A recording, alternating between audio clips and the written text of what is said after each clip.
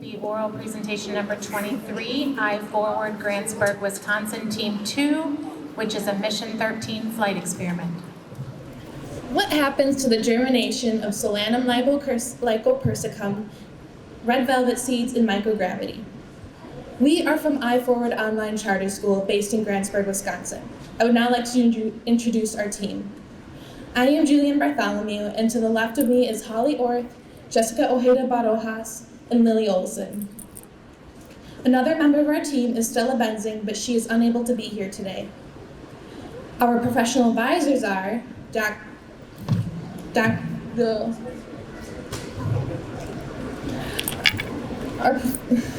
Our professional advisors are Dr. Crosby from the Wisconsin Space Grant Consortium, Dr. Gordon, Assistant Professor of Biology at Mars Hill University, and Dr. Wang from the Department of Horticulture at Mars Hill University.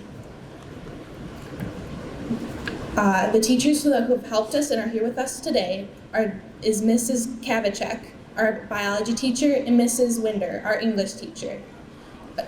Other teachers who have contributed their help are Mr. Dilly and Mrs. Utes, both science teachers. Our experiment was questioning how might microgravity impact the growth and germination of the Solanum lycopersicum seeds, also known as the cherry tomato. If these seeds can germinate while in microgravity, they could be an abundant and nutrient-rich source of fresh produce in space. As I've mentioned, its small size is perfect for the FME tubes. It's also perfect because it grows perfectly at room temperature, which will work very well on the ISS. This species has been previously grown in space, but has not stayed for this amount of time yet. The most important feature of this plant is its health benefits.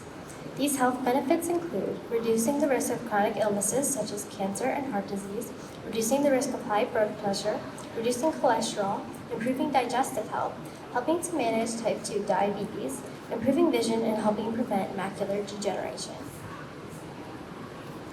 We hope our experiment will lead to the germination of cherry tomatoes in space, which would be extremely beneficial to the health of astronauts during long stays outside Earth's orbit. Cherry tomatoes are nutrient-dense and help prevent many diseases. More plants in space would also mean more oxygen in space. As being shown in the presentation, our FME will consist of 3 volumes. Volume 1 will contain 2 milliliters of distilled water from Carolina Biological Supply Company. Volume 2 will contain 2.8 milliliters of Burpee Natural Fine-Grade Horticultural Vermiculite and 6 Seed Savers Exchange Solanum lycopersicum Red Velvet Cherry Tomato Seeds, while Volume 3 will contain 2.8 milliliters of Tissue Pro 10% neutral buffered formalin, which will serve as a fixative.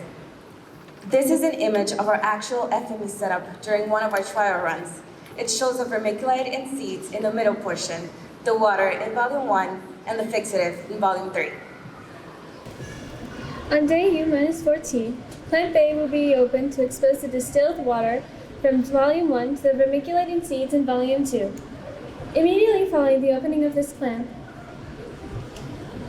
the FME tube will be gently shaken for 60 seconds to fully incorporate the contents of Volume 1 and 2.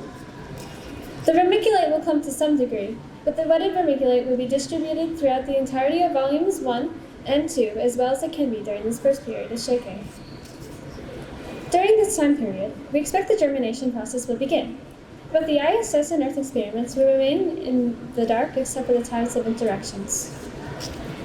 On day U-2, Clamp B will be open to expose the formalin to the water, vermiculite, and seed mixture.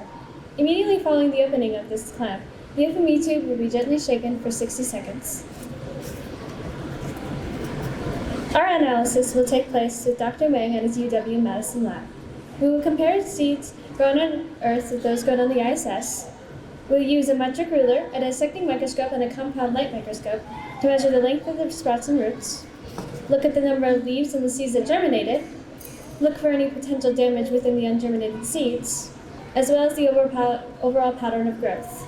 We will also measure the shoot and root growth on each plant and calculate the ratio, as well as the internode length of seeds without more than one set of leaves. We would like to thank the SSEP team for giving our school the chance to participate in this program, the Grantsburg School District and teachers that helped in refining and guiding this experiment, as well as our families for their support. Thank you for your time. What questions do you have for us?